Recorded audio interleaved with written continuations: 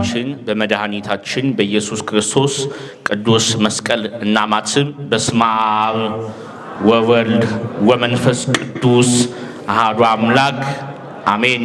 ለዛሬ እንደ እግዚአብሔር መልካምና ቅዱስ ፈቃድ የምንመለከተው የወንጌል ክፍላችን የሚሆነው የሐዋርያት ሥራ ምዕራፍ 16 ከቁጥር 16 እስከ ቁጥር 26 ያለውን ኃይለ ቃል አብረን እንማማራለን ማለት ነው። ለኔ ለባሪያው የማስተምርበትን አንደበት እናንተም የምትሰሙበትን እዝነ ልቦና እንዲሁም ደግሞ ቅዱስ ወንጌል ተምረን ወደ ሕይወታችን ተግብረን ያማረ የተወደደ ለመንግሥተ ሰማያት የሚያበቃ መንፈሳዊ ፍሬ እንድናፈራ መንፈስ ቅዱስ ለሁላችን ይርዳን ያግዘን።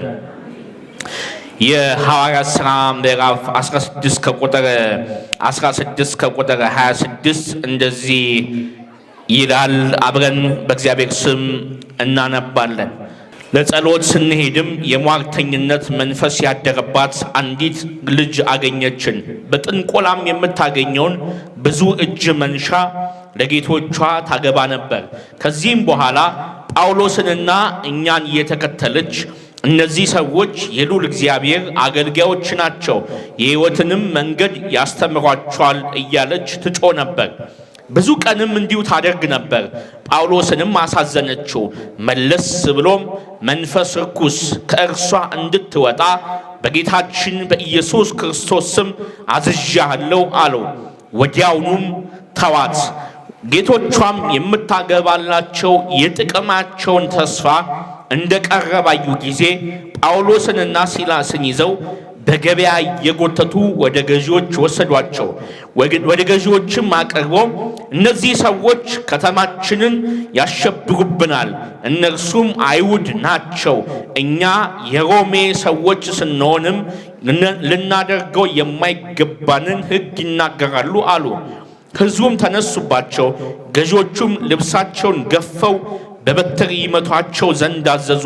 በብዙም ደብድቦ አሰሯቸው። የወህኒ ቤቱን ዘበኛም አጽንቶ እንዲጠብቃቸው አዘዙት። እርሱም ትእዛዙን ተቀብሎ ወደ ውስጠኛው ወህኒ ቤት አስገባቸው። እግራቸውንም በግንድ አጣብቆ አሰራቸው። በመንፈቀ ሌሊትም ጳውሎስና ሲላስ ጸለዩ፣ እግዚአብሔርንም በዜማ አመሰገኑት። እስረኞችም ይሰሟቸው ነበር። ድንገትም ታላቅ ንውጽውጽታ፣ ታላቅ መናወጥ ሆነ። የወህኒ ቤቱ መሠረትም ተናወጠ። በሮችም ሁሉ ያን ጊዜ ተከፈቱ። የሁሉም እግር ብረቶቻቸው እየወለቀ ወደቀ ይላል። ቅዱስ ቃሉ የሚለው ይሄ ነው። የሐዋርያት ሥራ ምዕራፍ 16 ከቁጥር 16 ከቁጥር 26 ነው ያነበብነው። ጳውሎስና ሲላስ በመቄዶንያ ሀገር ተጓዙ የሚል ታሪክ ነው የምናገኘው። የሐዋርያት ሥራ ምዕራፍ 16 ስናነብ ይሄን ነው የምናገኘው። ሲላስ ማለት የጳውሎስ ደቀ መዝሙር ነው። ጳውሎስና ሲላስ ወደዚች ወደ መቄዶንያ ሀገር ሲመጡ ማረፍ የፈለጉት በዚች በመቄዶንያ ሀገር ባለችው በዋና ከተማ በፊልጵስዩስ ከተማ ውስጥ ነው መቆየት የፈለጉት። መቄዶንያም ፊልጵስዩስም በዛን ጊዜ በሮም ግዛት ውስጥ ነበሩ። የሮም ሀገር ግዛት ወይንም ደግሞ ቄሳር ነበር የሚያስተዳድራቸው። በዛን ጊዜ የሮም ኢምፓየር የሚባለው አብዛኛውን የዓለምን ክፍል በተለይ ደግሞ የምስራቁን ክፍል ይዞ በብዙ ሀገራቶች ላይ ግዛቱን አስፋፍቶ ያስተዳድር ነበር። እስራኤልን ያስተዳድር ነበር። መቄዶንያን ያስተዳድር ነበር። እነዚህ የባህረ ሰላጤ ሀገር የሚባሉት ወይም ደግሞ አሁን እኛ አረብ ሀገር የምንለውም በአጠቃላይ እስከ ግሪክ ድረስ የሮም አገዛዝ ነበረ። በጣም ትልቅ የሆነ አገዛዝ ነው። በእያንዳንዱ ሀገር የሮም ወታደሮች አሉ። ንጉሳቸው ቄሳር ነው። ቄሳር ሮም ውስጥ ነው የሚቀመጠው። በየሀገሩ ደግሞ ምን ይሾማል? ገዢ ይሾማል። ለምሳሌ ጌታችን ኢየሱስ ክርስቶስ በነገሰ በተወለደበት ባደገበት ጊዜ ማን ነበረ? የሮም የእስራኤል ገዢ ሄሮድስ ነበረ። ልክ እንደዚሁ በየሀገሩ ቄሳር ያነገሳቸው ወይም ያስቀመጣቸው ገዢዎች አሉ። እነዚህ ገዢዎች ዋናው ዓላማቸው የሮምን አገዛዝ መጠበቅ፣ የቄሳርን ንግስና ማስጠበቅ ነው ዋናው ስራቸው። ወታደሮች ለቄሳር ግብር አልከፍልም የሚለውን ሰው በቀጥታ ያስሩታል። ከፍ ካለም ደግሞ በቀጥታ የቄሳርን አገዛዝ ከተቃወመ ይገሉታል። በእንዲህ አይነት አገዛዝ ውስጥ ነው እነ ጳውሎስ በየሀገሩ እየሄዱ ወንጌልን የሚሰብኩት የነበረው። አብዛኛው ሀገር ደግሞ ጣዖትን የሚያመልክ ነበር። ክርስቶስን አያውቁም። ስለዚህ ወንጌል እየሰበኩ ክርስቶስን እየሰበኩ በየሀገሩ ይሄዳሉ። በየሀገሩ ሲሄዱ ብዙ አይነት ፈተናዎች ያጋጥማቸዋል። ብዙ አይነት ችግር ነበር የሚያጋጥማቸው። አንዳንድ ሀገር ሲገቡ ጣዖቶች ብቻ ስለሚያመልኩ ህዝቡን ለመቀየር ዓመታት ይወስድባቸው ነበር። አንዳንድ ቦታ ይገቡና በአንድ ጊዜ ሰብከው ህዝቡን ሲቀይሩ ረብሻ ይነሳ ነበረ። አንዳንድ ጊዜ ይታሰሩ ነበር። አንዳንድ ጊዜ ይገረፉ ነበር። በብዙ ስቃይ ውስጥ ነበር የሚያሳልፉት የነበረው። ታዲያ እግዚአብሔር አምላክ አንድ ጊዜ ጳውሎስና ሲላስ ወደዚህች ሀገር እንዲሄዱ አዘዛቸውና ወደዚህች ሀገር ሄዱ። መቄዶንያ ወደምትባለው ሀገር ወደ ዋና ከተማዋ ወደ ፊልጵስዩስ ገቡና ወንጌል መስበክ ጀመሩ። ወንጌል ሲሰብኩ የመጀመሪያ ያገኙት ሰው ቀይ ሐር የምትሸጥ ሊዲያ የምትባል እግዚአብሔርን የምትፈራ አንዲት ልጅ እግዚአብሔር አምላክ ልቦናዋን ከፈተላትና ጳውሎስና ሲላስ የሚሰብኩትን ወንጌል ሰማች። በቃ እኔ ይህንን ወንጌል ሰምቻለሁ፣ በክርስቶስ አምኛለሁ፣ ክርስቲያን መሆን እፈልጋለሁ ብላ ከነ ቤተሰቧ አመነሽ፣ ዳነች ይላል። እንደውም እነ ጳውሎስና ሲላስ በቤታቸው ገብተው እንዲያድሩ እንዲሰናገዱ ለመነቻቸው ይላል።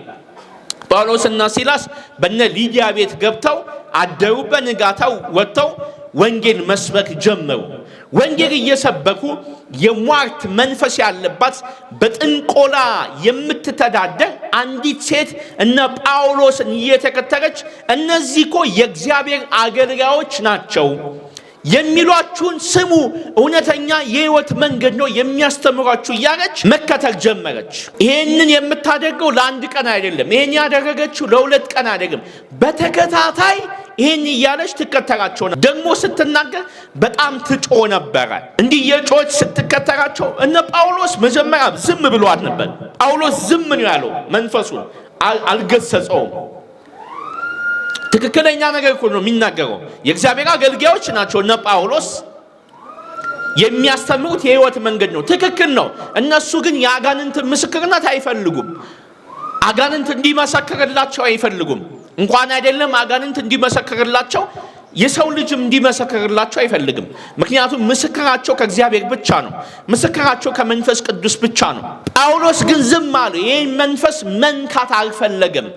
ለምን መንካት አልፈለገም ሲል ከሷ ጀርባ እሷ በምታሟርተው ሟርት፣ እሷ በምትጠነቁለው ጥንቆላ የሚተዳደሩ ወይንም ደግሞ ከምታገኘው ጥቅም የሚካፈሉ ትልልቅ ሰዎች አሉ። በዛን ጊዜ ተሰሚነት ያላቸው ሰዎችን የሚያስነሱ የተከበሩ ሰዎች አሉ ከጀርባዋ። እነዚህ ሰዎች ሁልጊዜ እያሟረተች እና እየጠነቆለች የምታገኘውን ገንዘብ ለነሱ እጅ መንሻ አድርጋ ትሰጣቸዋለች። ስለዚህ ተስፋቸው ነች። አሁን ጳውሎስ ለምን ይህን መንፈስ ዝም አለው ስንል ጳውሎስ ይህን መንፈስ ካስወጣው እንደሚያዙ ያውቃል። መያዝን አይደለም ጳውሎስ የፈራው። ለምን ሌሎች ሀገራቶች ብዙ ጊዜ ተይዟ ታስሯ ተገርፏል። እሱን አልፈራም። ለምን አልፈለገም መገሰጽ ወይንም ለምን መታሰር አልፈለገም ስንል ወንጌል እንዲዘገይበት አልፈለገም። ለምን ጳውሎስ ከታሰሩ ወንጌል ይዘገይ ነው፣ የሚድኑ ሰዎች ሊዘገዩ ነው። ስለዚህ ለአገልግሎቱ ሲል መታገስ ፈለገ። ግን የታገሰው የትንሽ ቀን ነው። አልቻለም። ጳውሎስ በጣም ስለሚጮ መንፈሱ በቃ የፈለገው ነገር ይምጣልና ጳውሎስ ዞር አለና አንተ ርኩስ መንፈስ በኢየሱስ ክርስቶስ ስም አዛህልው ከሷ ውጣ አለው። የዛን ጊዜ ያ የሟርት መንፈስ ወጣላት። አሁን ተመልከቱ ምን አይነት መንፈስ ነው ያለባት? የሟርት መንፈስ ነው ያለባት። የምትጠነቁለው በሟርት መንፈሱ ነው። እሷ ላይ ያለው መንፈስ ምንድነው? የሟርት መንፈስ ነው ያለው። ለምሳሌ አንዳንድ ጠንቋዮች የዛር መንፈስ አለባቸው። አንዳንዶቹ በጠቋር መንፈስ ነው የሚጠነቁሉት። አንዳንዶቹ በአዳን ሞቴ መንፈስ ነው የሚጠነቁሉት። አንዳንዶቹ በወሰንጋላ መንፈስ ነው የሚጠነቁሉት። አንዳንዶቹ በጨሌ መንፈስ ነው የሚጠነቁሉት። ልክ እንደዚህ ደግሞ የዚች መንፈስ የሟርት መንፈስ ነው። ታዲያ ይቺ ሴት ልክ ነፃ ስትወጣ ከእሷ ትርፍ የሚቀበሉ ሰዎች ወይንም ደግሞ የሷን ትርፍ የሚካፈሉ ሰዎች የጥቅማቸው ተስፋ እንደቀረባዩ ጊዜ እነ ጳውሎስና ሲላስን ያዟቸው። እንግዲህ ተመልከቱ፣ ጥቅማቸውም ቀርቷል፣ የጥቅማቸውም ተስፋ ነው የቀረው። እንግዲህ ተመልከቱ፣ ጥቅማቸው ቀርቷል። ጥቅማቸው እሷ በምታመጣው ነው፣ ተስፋቸው ደግሞ መንፈሱ ነው። አሁን ብዙ ሰው ስንመለከት ጥቅሙን የሚያገኘው ከመናፍስት ነው፣ ከአጋንንት ነው። ተስፋው ደግሞ ማን ነው? ወይንም ደግሞ ደብተራ ወይንም ጠንቋይ ነው። ተስፋው ያው ሰው ነው፣ ጥቅሙ ደግሞ መንፈሱ ነው። አንዳንድ ሰው እንጀራው ነው፣ በቃ ማስጠንቆል እንጀራው ነው፣ ህይወቱ ሆኗል። ለምን? የጥቅሙ ተስፋ የተመሰረተው በዛ ድግምት በዛ ሟርት ነው። አንዳንድ ሰው ለምን ጠንቋይ ቤት ሄዳግ እንላለን፣ ለምን ደብተራ ቤት ሄዳግ፣ ለምን ያስመትታል፣ ለምን ይመትታግ እንላለን። ጥቅም ነው የሚያስመትተው፣ የሚመትተውም ጥቅም ነው። ስለዚህ ዋናው ተስፋቸው ማን ነው? አጋንንቱ ነው። አንዳንድ ሰው ተስፋው አጋንንት ሆኗል። እኛ ግን ክርስቲያኖች ተስፋ ማድረግ ያለብን እግዚአብሔር ብቻ እንደሆነ መጽሐፍ ቅዱስ ይነግረናል። እንደ ክርስቲያን ተስፋ ማድረግ ያለብን ኢየሱስ ክርስቶስን ብቻ ነው እንጂ አጋንንትን መሆን የለበትም። ብዙ ሰዎች እግዚአብሔርን ክደው አጋንንትን እያመለኩ ነው፣ አጋንንትን ተስፋ እያደረጉ ነው። እነዚህ ሰዎች ጥቅማቸው ተስፋቸው እንደቀረ ባዩ ጊዜ፣ ሴትዮዋ እንደዳነች ባዩ ጊዜ ጳውሎስና ሲላስን ይዘው በአደባባይ እየጎተቷቸው ወሰዷቸው ይላል። በአደባባይ እየጎተቷቸው። እንግዲህ ጳውሎስና ሲላስ ምን አደረጉ ስንል አንዲት ሴት ነው ያዳኑት፣ አጋንንትን ያወጡት። ምንም ጥፋት አላጠፉም። የታመመችዋን በመናፍስ የታሰረችዋን ሴት ነው ነፃ ያወጡት። አጋንንት ነው ያወጡት በኢየሱስ ክርስቶስ። ምንም ያደረጉት ነገር የለም። አልዘረፉም፣ አልሰረቁም፣ የሰው ላብ አልወሰዱም። ነገር ግን እነዚህ ሰዎች በአጋንንቱ ጥቅም የሚያገኙ ሰዎች አጋንንቱን እንዳሰናበቱ ባዩ ጊዜ በአደባባይ እየጎተቱ ወሰዷቸው። ቀላል እኮ አይደለም። እየተጎተቱ ነው የተወሰዱት። ሐዋርያት ወንጌል በመስበካቸው የደረሰባቸው መከራ እጅግ በጣም ብዙ ነው፣ ተነግሮ የማያልቅ ነው። ክርስቶስን በመከተላቸው በማመናቸው ክርስቲያኖች ብዙ ሰማዕትነት ተቀብለዋል። ሐዋርያት ታስረዋል፣ ተጎትተዋል። ቀላል አይደለም። በአደባባይ በገበያ ማዕከል ማለት እኮ እስኪ ገበያ ውስጥ ስንት ህዝብ አለ? ገበያ ውስጥ አሁን በጣም ብዙ ህዝብ አለ አይደል? በዛ ህዝብ መካከል ሲጎተቱ አስቡ። ሲጎተቱ በቲማቲም መካከል፣ በአጓራ መካከል፣ በድንች መካከል ሰው የረገጠውን ትቢያ የጎተቷቸው። በዛ ውስጥ ሲጎተቱ እነ ጳውሎስ ዝም ነው ያሉት። ምክንያቱም ጳውሎስ ይሄ እንደሚመጣ ያውቃል። ለዚህ ነው መንፈሱን ትንሽ ታግሶ የነበረው። ከዛ ነው ከአቅሙ በላይ ሲሆን ያስወጣው። ወሰዷቸውና ወደ ሸንጎ ፊት አቀረቧቸውና እኛ የሮሜ ሰዎች ሆነን ልናደርግ የማይገባን ነገር ያስተምራሉ፣ ከተማችን አሸበሩት፣ እነዚህ አሸባሪዎች ናቸው፣ ይታሰራሉ። እንግዲህ ተመልከቱ፣ ሮምን የነካ በሙሉ ሰው ይደበደባል፣ ከፍ ካለም ይገደላል። ስለዚህ በቀጥታ እነዛ በሸንጎ ላይ የተሰየሙ ዳኞች ይደብደቡ፣ ይታሰሩ ብሎ ፈረዱባቸው። ተደበደቡ። እስቲ እውነታው ምንድነው ብለው እኮ አልመረመሩም። ምንድነው ያደረጉት እንኳን ለማወቅም አልፈለጉም። በበትር ወይንም በዱላ ተደበደቡና ጳውሎስና ሲላስ ወደ እስር ቤት ተከተቱ። በእስር ቤት ውስጥ የእስር ቤቱ ጠባቂ ወይንም አለቃ በትልቅ ሰንሰለት አሰራቸው። ቀላል ሰንሰለት አይደለም። አሁን እኛ ውሻ የምናስርበት ሰንሰለት አይደለም የታሰሩበት። የእግር ብረት የሚባለው በጣም ትልቅ የሆነ የብረት ሰንሰለት ነው። እንግዲህ ያለ ወንድ ያንን ሰንሰለት አይበጥሰውም። ትልቅ ወንጀለኛ ነው በዛ የሚታሰረው። በዛ ታሰሩ የትም እንዳይንቀሳቀሱ በደንብ አሰሯቸውና ከላያቸው ላይ ዘጉባቸው። ያ እስር ቤት ደግሞ ከጎናቸው ብዙ እስረኞች ታስረዋል። ፊልጵስዩስ ያለ በጣም ጥብቅ የሆነ እስር ቤት ነው የታሰሩት። ታስረው መንፈቀ ሌሊት በሆነ ጊዜ ጳውሎስና ሲላስ ደስ ብሏቸው መጸለይ ጀመሩ። ደስ ብሏቸው ስለ ክርስቶስ በመታሰራቸው፣ አጋንንትን በማውጣታቸው፣ አንድ ሰው በማዳናቸው፣ ብዙ ሰዎችን በመስበካቸው በመመለሳቸው በዚህ ሀገር ላይ እግዚአብሔር ምርኮን ስለማረከልን ብለው እግዚአብሔርን ማመስገን ጀመሩ፣ መጸለይ ጀመሩ። ምስጋናቸው ደግሞ በዜማ የተሞላ ነበረ። ሌሊቱን ሙሉ ማመስገን ጀመሩ። ሌሊቱን ሙሉ መጸለይ ጀመሩ። የዚህን ጊዜ በእምነታቸው ጥንካሬ የተነሳ በሚጸልዩት ጸሎት የወህኒ ቤቱ የእስር ቤቱ መሰረት ተነዋወጠ ይላል። ቀላል እንዳይመስላችሁ። እንግዲህ አስቡት፣ አሁን ይሄ የቆምንበት እኛ ስንጸልይ ይሄ የቆምንበት መሰረት ቢንቀጠቀጥ አስቡት ምን ያህል እንደምንደነግጥ። ከጸሎታቸው ጥንካሬ የተነሳ ከጸሎታቸው ኃይል የተነሳ የእስር ቤቱ መሰረት ተነቃነቀ። አነቃነቁት። ጸሎታቸው ያ የታሰሩበት እስር ቤት እስኪንቀጠቀጥ ድረስ ነው ያመሰገኑት እግዚአብሔርን። እግዚአብሔርን ሲያመሰግኑ ይሄን ጨምርልኝ፣ ይሄን አድርግልኝ አይደለም ያሉት፣ ዝም ብለው ነው ማመስገን የጀመሩት። ሲያመሰግኑት ደግሞ እጅግ በጣም ደስ ብሏቸውን ያመሰገኑት። በፍጹም አላጉረመረሙ። እግዚአብሔር ሆይ ወንጌል እየሰበክን አንተን እየተከተልን ድውያንን እየፈወስን አጋንንትን እያወጣን ለምን እንታሰራለን? ለምን የሁሉ መከራ ይደርስብናል? ብለው በፍጹም የመጥፎ የሆነ ቃል አልተናገሩም። ደስን ያላቸው። እኛ አሁን አንዳንድ ጊዜ እኮ እየጸለይን የሆነ ፈተና ሲመጣብን ምን ነው እየጸለይኩ ምን ነው እግዚአብሔር እንዲህ ፈተና ታመጣብኛለህ? ለምን እንዲህ ስቸገር ታየኛለህ? እያልን በእግዚአብሔር ላይ የምናጉረመርም ብዙ ሰዎች አለ። አንድ ሰሞን ጸለይንና በቃ እንደ ትልቅ ነገር እናወራዋለን። ለምንድን ነው እየጸለይኩ እየሰገድኩ ነው፣ ግን ምንድነው ለውጥ የለም በሕይወቴ እንላለን። አንዳንድ ጊዜ ጸሎታችን በጥያቄዎች የተሞላ ነው። እንጠይቃለን ዝም ብለን በቃ ይህን ፍጠርልኝ፣ ይህን አድርግልኝ፣ እንትን ግዛልኝ፣ እንትን አምጣልኝ፣ ገንዘብ አምጣልኝ፣ ንብረት አምጣልኝ፣ እንትን ስራ። በቃ ብዙ ነገሮቻችን በቁሳቁስ እና በዓለማዊ ኮተት የተሞላ ነው ጸሎታችን። ለዚህ ነው የማያርገው። ለዚህ ነው መሰረት የማያንቀጠቅጠው ጸሎታችን። የእነሱ ጸሎት ግን በእምነት የበረታ ነበረ። በእምነት የጠነከረ ጸሎት ነበረ። በእምነት ማለት እግዚአብሔር ጸሎታቸው እንደሚሰማቸው በልባቸው እርግጠኞች ነበሩ።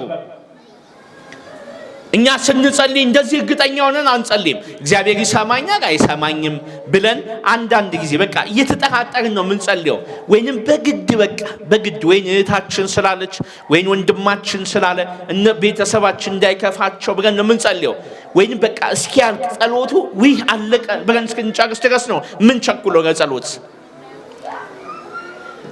እነ ጳውሎስና ሲላስ ግን ያ የእስር ቤቱ መሰረት እስኪነዋወጥ ድረስ ነው የጸለዩት። ይኸውላችሁ የእኛ ጸሎት ጠንካራ በእምነት የተሞላ የሚሆነው መሰረት እስኪነዋወጥ ድረስ እንጸልይ ነው። መሰረት ማነዋወጥ አለበት ጸሎታችን። አሁን በአምልኮ ሕይወታችን ላይ መሰረት ልናውጥ ይገባል። የጠላትን መሰረት፣ የአጋንንትን መሰረት፣ የሟርትን መሰረት፣ የክፋትን መሰረት እስኪነዋወጥ ድረስ ነው መጸለይ ያለብን። ጠንካራ ጸሎተኛ መሆን አለብን። እነ ጳውሎስ ሲጸልዩ ከጎን ያሉ የታሰሩ እስረኞች ሁሉ ጸሎታቸውን ይሰሙ ነበረ። መሰረቱ ሲነዋወጥ ሙሉ ለሙሉ የእስረኞቹ በአጠቃላይ እስከ ጠባቂው መሰረት የተነዋወጠው አጠቃላይ ነው። አጠቃላይ በሙሉ ቤቱን የተነዋወጠው ሰውየው እስኪወድቅ ድረስ የእስር ቤቱ ጠባቂ ኃላፊ እስኪወድቅ ድረስ የምን መሬት መንቀጥቀጥ የመጣው ምን ሆነ ብሎ ምንድን የተፈጠረው ብሎ ዞር ሲል እንዳለ የእስር ቤቱ በር ተከፍቷል፣ በሙሉ ተከፍቷል። ወይኔ ለቀልኝ እንዳለ እስረኞች አመለጡ ይላል። እነ ጳውሎስ እኮ ውስጥ ናቸው።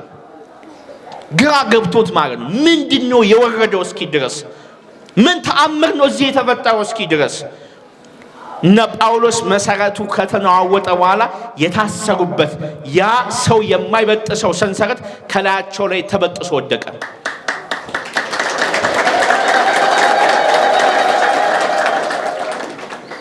እናንተ በምትጸልዩት ጸሎት ሁሉ ጊዜ የጠላታችሁ ሰንሰለት ይበጠስላችሁ።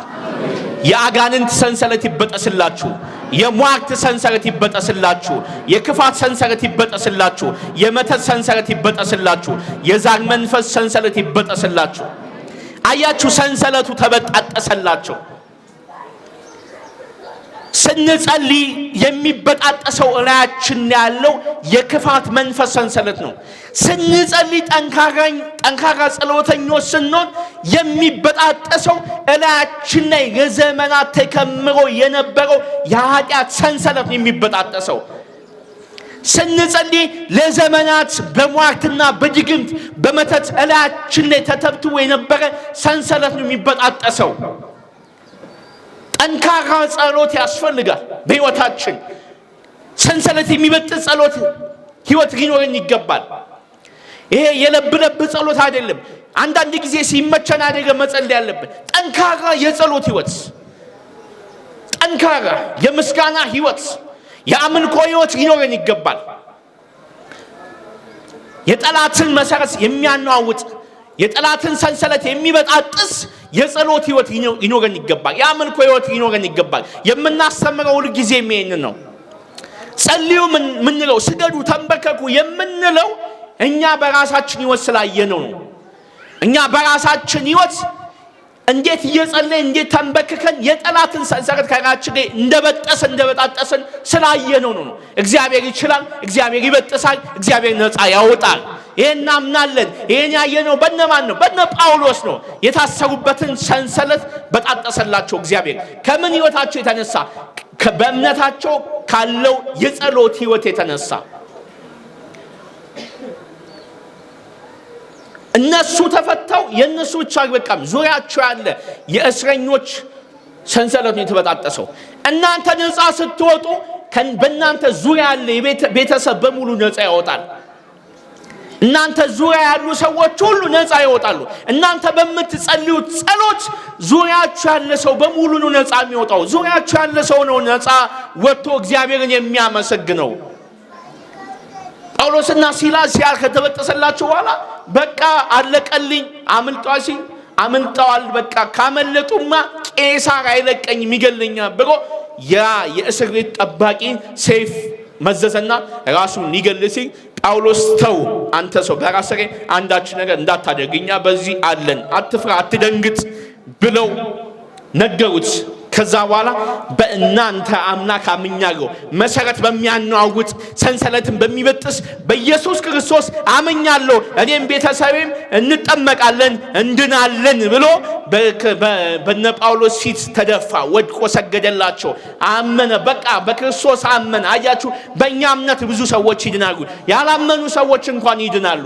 አሁን አንዳንድ ጊዜ እኛ ነፃ ሳንወጣ የኛ የዛር ሰንሰለት የኛ የድግምት ሰንሰለት ሳይበጠስ እኛ ገና በጸሎት ሳንመረታ ቤተሰቤ ይበርታ፣ ቤተሰቤ ይጸልይ ብለን እናስባለን። ገና እኛ እኮ አልዳንም። እኛ ሳንድን ስሬጋው እናስባለን። መጀመሪያ እኛንም መዳን ያለብን። እኛ ከዳንን ነው ቤተሰቦቻችን የምናድነው። እኛ ድነን ስንቆም ነው ቤተሰቦቻችን የእኛን መዳን አይተው የሚመጡት። በተግባር ነው ማሳየት ያለብን እንጂ ቤተሰቤ ባሌ ሚስት ያልጸልይም አሉ እኮ ልጆች ያልጸልይም አሉ ቤተሰቦች አይጸልዩም፣ እኔ ብቻ የምታገለው እነሱ እንዲጸልዩ ይፈልጋሉ፣ እነሱ እንዲድኑ ይፈልጋሉ ብላችሁ አትልከው። መጀመሪያ እናንተ ነፃ ውጡ። መጀመሪያ እናንተ ሰንሰለቱን በጥሱ። አሁን ብዙ ሰንሰለት ይዞናል ወገኖቼ፣ በጣም ብዙ ሰንሰለት ይዞናል። የኃጢአት ሰንሰለት ይዞናል። የኃጢአት ሰንሰለት በምንድን ነው የሚሰበረው? በንስሐ። የአጋንንት ሰንሰለት አስሮናል። የዛር ሰንሰለት ከቤተሰብ የመጣ የውቃቢ ሰንሰለት አስሮናል። የቡዳው ያይነጥለው አብሮ አደጉ መንፈስ ሰንሰለት አስሮናል። በተለይ ደግሞ በአሁን ሰዓት ያስቸገረው የድግምት የመተት ሰንሰለት አስሮናል። እኛ ታስረናል፣ ቤተሰቦቻችን ታስረዋል፣ ሀገራችን ታስራለች። ዓለማችንማ የዲያብሎስ ነች። ነገር ግን ሀገራችን ከታሰረች ቆየች። መጀመሪያ እኛ ባንዲራው ላይ የሉሲፈርን መንፈስ አርማ ስናትም ነው ሀገራችን መያዝ የጀመረችው። አያችሁ፣ እንዳለ ሲታሰር ሀገሪቷ ስትታሰር ታሰርን፣ ደነዘዝን፣ ፈዘዝን። በየቀኑ ያሟርቱብናል። በየቀኑ በሰንሰለታቸው ይይዙን ይፈልጋሉ። በየቀኑ በሰንሰለት እንያዛለን። እግዚአብሔር አምላክ ይህን ሰንሰለት ይበጥስልን። ከዛሬ ጀምሮ በጌታችን በኢየሱስ ክርስቶስም ይሄ ሰንሰለት ከናንተ ይበጠስ ይበጣጠስ። የእባብ መርዝ አልጫ ይሁንላችሁ። የጳውሎስና የሲላስን ሰንሰለት የበጠሰ ኢየሱስ ክርስቶስ የሕይወታችሁን እርግማን ሁሉ ይስበርላችሁ። በሕይወታችሁ የተደገመው መተት ሁሉ እግዚአብሔር አምላክ ይስበርላችሁ። የነ ጳውሎስ የታሰሩበት በር ተከፈተ። እነ ጳውሎስ እነ ሲላስ የተዘጉበት በር ተዘግቶባቸው የነበረው በር ተከፈተላቸው። የዮሐንስ ራእይ ምዕራፍ 3 ከቁጥር 8 ምን ይላል? እነሆ በፊት የተከፈተ ደጅ አሳይቻለሁ፣ የተከፈተ በር ሰጥቻለሁ፣ ማንም ሊዘጋው አይችልም ይላል። ይሄ በር ከዛሬ ጀምሮ በእግዚአብሔር ስም በእናንተ ሕይወት ይከፈት። የተዘጋባችሁ በር ይከፈት። የድላችሁ በር ይከፈት። የነገራችሁ በር ይከፈት። የጤናችሁ በር ይከፈት። የሰላማችሁ በር ይከፈት። ይሄንን በር ከዛሬ ጀምሮ በኢየሱስ ክርስቶስ ማንም አይስጋባችሁ። እግዚአብሔር የከፈተው ማን ሊዘጋ ይችላል? ማንም ሊዘጋ አይችልም። እግዚአብሔር የከፈተው ማንም በሟርትና በድግምት ሊዘጋው አይችልም። ማንም ቢሆን ማንም ቢያሟርት በእናንተ ላይ ማንም ደብተራ ቢጠነቁል፣ ማንም ጠንቋይ ቢጠነቁል፣ ማንኛውም ጥንቆላና ድግምት በእናንተ ሕይወት ላይ አይሰራም። ከበረታችሁ፣ በእምነት ከጠነከራችሁ፣ ከጸለያችሁ፣ ከሰገዳችሁ፣ ከተንበረከካችሁ፣ እግዚአብሔርን ሰንሰለት በጥስልኝ ካላችሁ፣ በሩን ክፈትልኝ ካላችሁ፣ ከዛ በኋላ ማንም ሊያስራችሁ አይችልም። ማንም በሩን ሊዘጋባችሁ አይችልም። በፍጹም። ዛሬ የምናከብራቸው ታላቁ አባት ጻድቁ አባታችን አቡነ ተክለ ሃይማኖት የዛርን ሰንሰለት ሲበጥሱን የኖሩት፣ ኢትዮጵያ የተዘጋውን በር ሲከፍቱን የኖሩት አቡነ ተክለ ሃይማኖት እንደዚህ ነው የተጋደሩ የኖሩት። ይህንን ተጋድሏቸው ነው እኛ ለማስቀጠል እየታገልን ያለ ነው። እናምናለን ደግሞ ኢትዮጵያ ያሰራት የአጋንንት መንፈስ ይሰበራል። ኢትዮጵያ የተዘጋባት በር ሁሉ በአቡነ ተክለ ሃይማኖት ስም ይከፈታል። በአቡነ ተክለ ሃይማኖት ስም ነገራችን ሁሉ ይከፈታል። እናምናለን የአቡነ ተክለ ሃይማኖት አምላክ ከኛ ጋር ነው። እናምናለን አቡነ ተክለ ሃይማኖትን በኃይል ይሰሩ በኃይል ወንጌል እንዲሰብኩ ያደረገ መንፈስ ቅዱስ ከኛ ጋር ነው። እናምናለን ቃል ኪዳናቸው እንደሚረዳን እናምናለን። እኛ የጻድቁ የአቡነ ተክለ ሃይማኖት ልጅ ነን። ሰንሰለቱን የሚበጥሱ እባቡን የሚረግጡ በሩን የሚከፍቱ አጋንንትን የሚያሳድዱ የአቡነ ተክለ ሃይማኖት ልጆች ነን። እግዚአብሔር ስሙ የተመሰገነ ይሁን።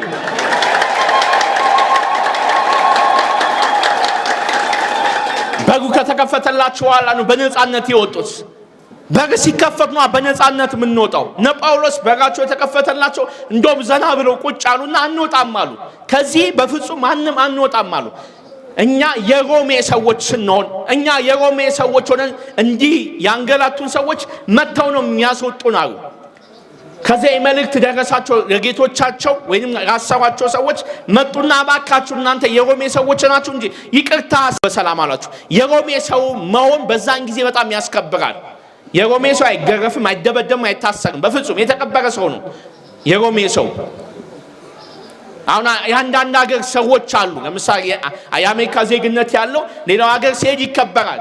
እኛን እንጂ መከበር አልቻልንም። በየትኛውም ሀገር ስንሄድ የማንም አረብ ይረግጠናል፣ የማንም አረብ ያስረናል። እዚህ ሱዳን እንኳን ንቀን ታስረናለች። ጅቡቲ ውጡ ትለናለች። ኬንያ ትገርፈናለች። ለምን? እኛ በእምነት እየጸለይን አይደለም። ገና ሞገሱ ላይ አይደለም። ገና መንፈስ ቅዱስ ላይ አይደለም። መጸለይ ስንጀምር፣ መስገድ ስንጀምር ግን ማንም እኛን ሊያስረን አይችልም። ማንም እኛን ይዘን አይችልም። ማንም በእኛ ላይ ሊፎክር አይችልም። አሁን እንደዚህ ተብላችኋል። እርግጠኛ በሕይወታችሁ ላይ የትም አትደርስም ተብላችኋል። እስኪ አያለሁ አንተ የት እንደምትደርስ አያለሁ ብሏችኋል ሰዎች። የት እንደምትደርስ አይሻለሁ ተብለሽ ይሆናል። ቅድስት ሥላሴ ግን ከዛሬ ጀምሮ ሕይወታችሁን ሁሉ ለውጦ የት እንደምትደርሱ ጠላታችሁ ያያል። ሥላሴ አፈሩን አላያችን የተከመረውን አፈር አራግፎ በሕይወታችን የታሰርነውን ሰንሰለት በጣጥሶ ሥላሴ ከፍ ያደርገናል። ጠላታችን ያያል።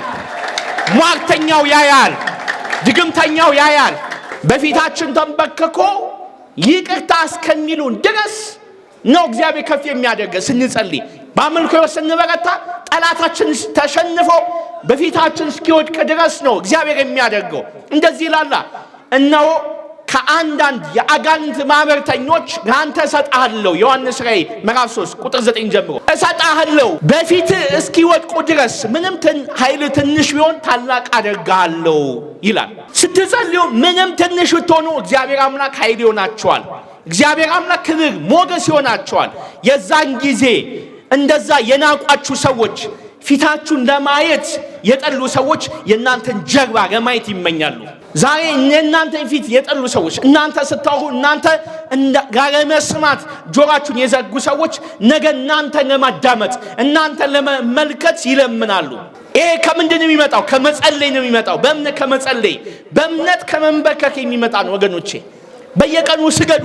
በየቀኑ መስገድ አለብን። የአምልኮ ስግደት በየቀኑ መጸለይ አለብን። ይህን ስናደርግ ነው የጠላት ሰንሰለት ተበጥሶ መሰረት ተናውጦ በሮች ተከፍተው በነፃነት የምንሄደው። ስንሄድ ደግሞ ማንም አያስቆመንም፣ ማንም አይይዘንም። ዛሬ የፈራችሁት መተት፣ ዛሬ የፈራችሁት ቡዳ፣ ዛሬ የፈራችሁት ዛር ከፊታችሁ ወድቆ ከፊታችሁ ቀልጦ እናንተ በነፃነት ትራመዳላችሁ። በእግዚአብሔር ብቻ ታመኑ፣ እግዚአብሔርን ብቻ አምልኩ። በፍጹም ሟርትና ጠንቋይ ቤት እንዳትሄዱ፣ በፍጹም ደብተራ ቤት እንዳትሄዱ፣ በፍጹም መተተኛ እንዳትሆኑ፣ በፍጹም ምቀኛ እንዳትሆኑ፣ በፍጹም ቅናተኛ እንዳትሆኑ። ጌራውን ሁሉ ለእግዚአብሔር ስጡ። ተንበርከኩ፣ በየቀኑ ተንበርከኩ። ስገዱ፣ ግንባራችሁን ለሥላሴ አስገዙ። ስገዱ፣ ግንባራችሁን ለኢየሱስ ክርስቶስ አስገዙ። ጸልዩ፣ ቅዱሳንን ተማጸኑ። ከዛ እናንተን በፍጹም የሚችል የለም። ያስተማረን የመከረን የገሰጸን እግዚአብሔር አምላካችን ስሙ የተመሰገነ ይሁን። ጌታችን ኢየሱስ ክርስቶስ ይባርካችሁ፣ ይቀድሳችሁ፣ ይቆየን።